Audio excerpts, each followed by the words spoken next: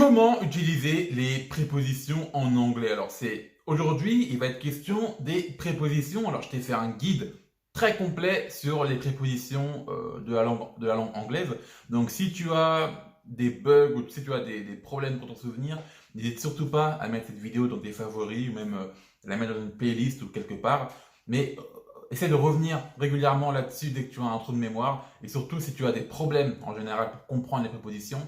T'inquiète pas, le guide est schématisé, détaillé, je te donne pas mal d'exemples pour que tu puisses justement te souvenir des prépositions, de quand est-ce qu'on les utilise, pourquoi on les utilise et par quoi est-ce qu'on peut les traduire en anglais. Alors, euh, regarde bien cette vidéo du début à la fin.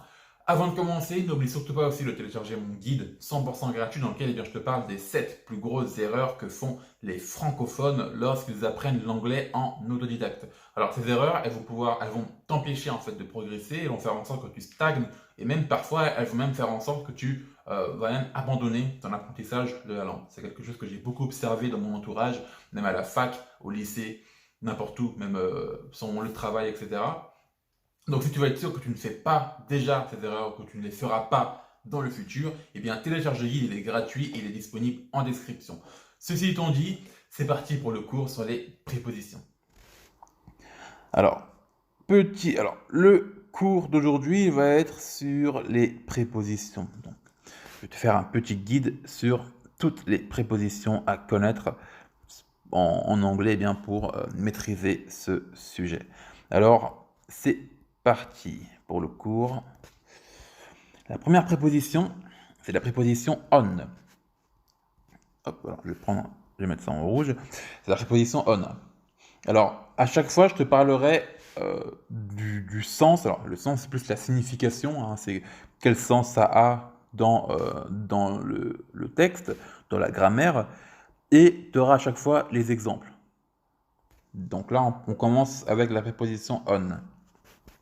Alors, on, le premier sens, c'est, il a le sens de sur. Sur, par exemple, sur quelque chose. Là, en l'occurrence, c'est the book is on the table.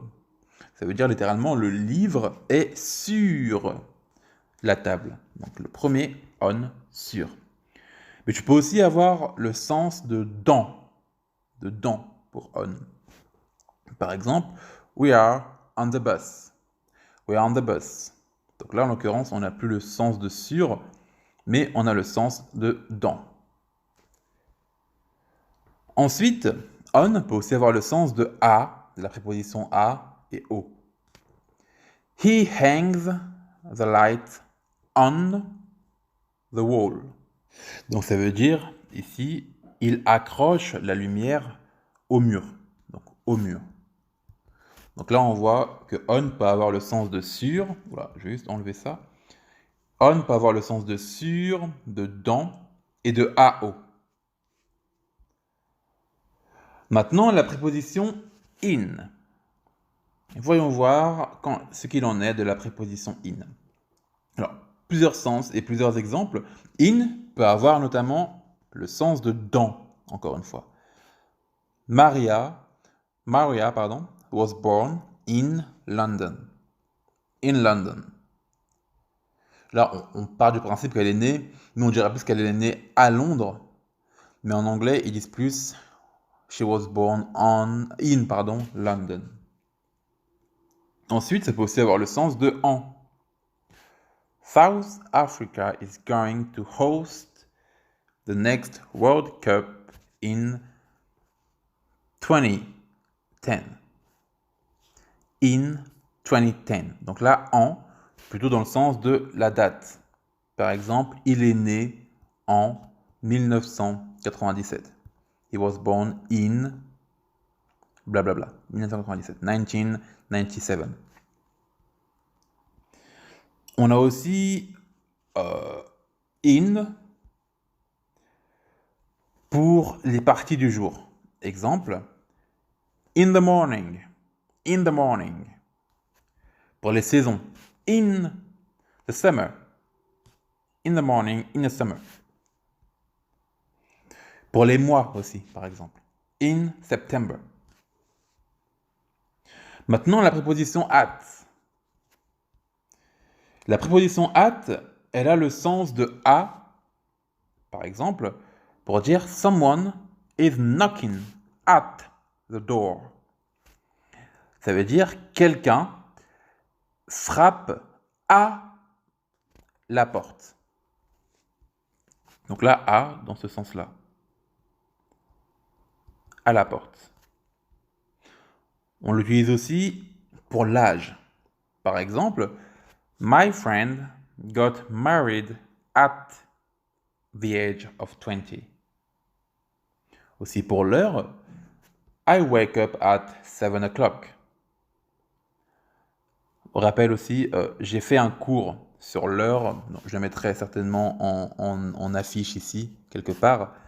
Et donc, si tu as du mal à dire l'heure en anglais, n'hésite surtout pas à regarder le cours que j'ai fait. Il est disponible dans la description et aussi en affiche, en note pour cette vidéo. Donc, on a aussi at dans l'expression to be good at something. Ça veut dire être bon dans un certain domaine. Par exemple, I'm very good at math. La préposition of, on peut avoir le sens de. The color of your car is white. La couleur de ta voiture est blanche. On l'a aussi dans l'expression that's nice of him. Donc, tu l'auras peut-être remarqué, mais dans ma prononciation de of, parfois je dis of, mais ça veut dire la même chose. It's nice of him. It's nice of him. La préposition for. Alors, premièrement, for, ça peut dire pour. She buys some clothes for the children. Elle achète des vêtements pour les enfants. Donc, pour, c'est pour une chose, pour un but, pour quelqu'un. Dans ce sens. Mais par contre, for peut aussi vouloir dire pendant. Pendant. He has been working out for 2 hours. Ça veut dire que ça fait 2 heures qu'il fait du sport. To work out, ça veut dire faire du sport. To work out. He has been working out for 2 hours. Et donc là, for, ça veut dire littéralement, il a fait du sport pendant 2 heures. Donc, for a le sens de pendant. Ici. La préposition from. From. Alors, from, c'est plus pour la provenance. Dans le sens, ici, on a de, mais ça va être le de la provenance. I have just received an email from my boss. Je viens juste de recevoir un email de mon boss. Alors, mon boss, c'est mon patron en français. Alors, certains Français disent boss aussi, mais bon, c'est plus, on dit plus patron en France en général, plutôt que boss. Tu peux aussi dire par exemple, I am from Paris. Ça veut dire, je viens de Paris. Alors, from, ça peut aussi vouloir dire à partir de. Par exemple, from today. From today, I'll spend more time on reading books. Ça veut dire, à partir d'aujourd'hui, je passerai plus de temps à lire des livres. From, ça peut aussi vouloir dire à cause de. À cause de. I'm tired from the journey. En gros, ça veut dire, je suis fatigué à cause du voyage. The journey, c'est plus le voyage. Journey. Ça se prononce journey et non pas journée. Ça, c'est une très grave erreur. Journée, c'est journey. La préposition to. Alors, to, ça peut avoir le sens de a avec un accent. I have been to San Fran. J'ai été à San Fran. Alors, San Fran, c'est San Francisco. C'est le diminutif de San Francisco. I have been to San Fran. I go to the store. Je vais au magasin. Alors, A, c'est aussi O. A-O. He works from dawn to sunset. Ça veut dire, il travaille de l'aube, au lever du soleil. Ça veut dire qu'il travaille toute la nuit. Enfin, qu'il travaille toute la journée, pardon. Hop là. La préposition into. Alors, plusieurs sens. Encore une fois, il peut avoir le sens de dans. Into. He puts it into his bag. Ça veut dire il le met dans son sac. Ici, c'est possible avoir le sens de en. He uses the dictionary to translate the word into English. Into English. La préposition by.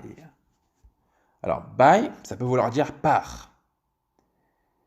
He was chosen by the priest. Ça veut dire il a été choisi par le prêtre. Ça peut aussi vouloir dire près de, by.